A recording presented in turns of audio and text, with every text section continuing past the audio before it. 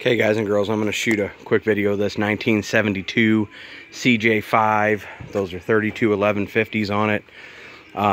Super cool little Jeep because it has a 01 4.3 Vortec V6, which is the Chevrolet, 4.3. It's a great motor.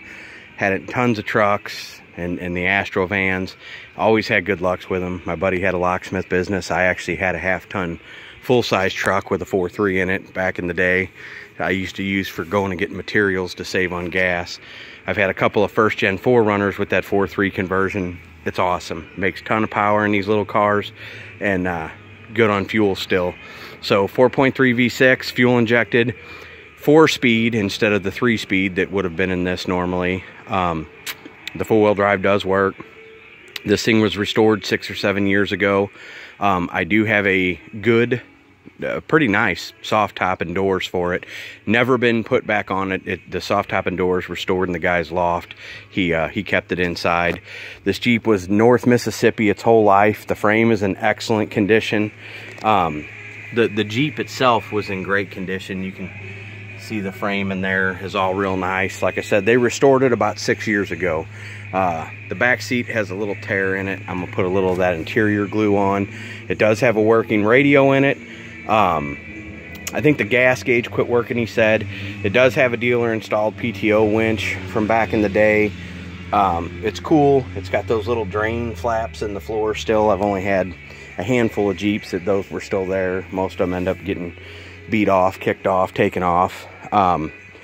Anyways, the PTO winch supposedly works. I have not checked it yet. When I get bored or if I get time, I've got a lot to do today. The paint on the Jeep is super slick. I don't think there's any rust on the tub. There's none visible anyways. Like I said, the frame is good. There's a touched up spot right there where I'm not quite sure what happened there. The touch up matched real well, so it's not terrible to look at.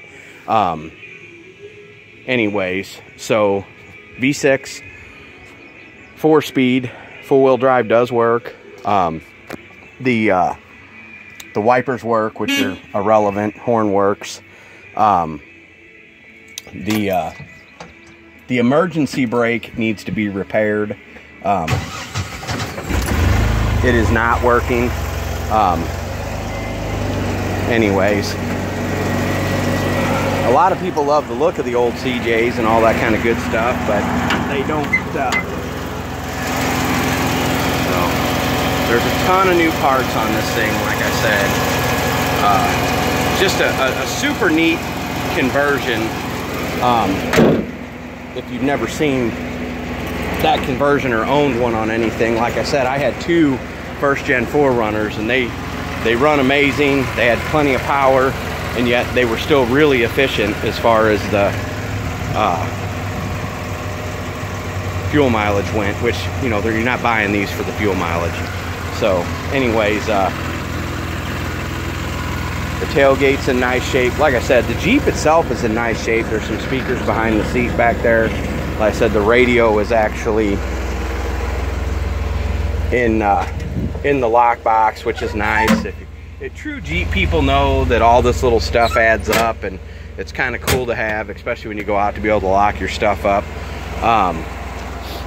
Just a super neat little 72 Jeep.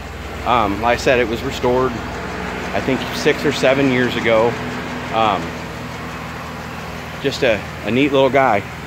So there you go, 1972 CJ5. Price will be in the still ad. There you go.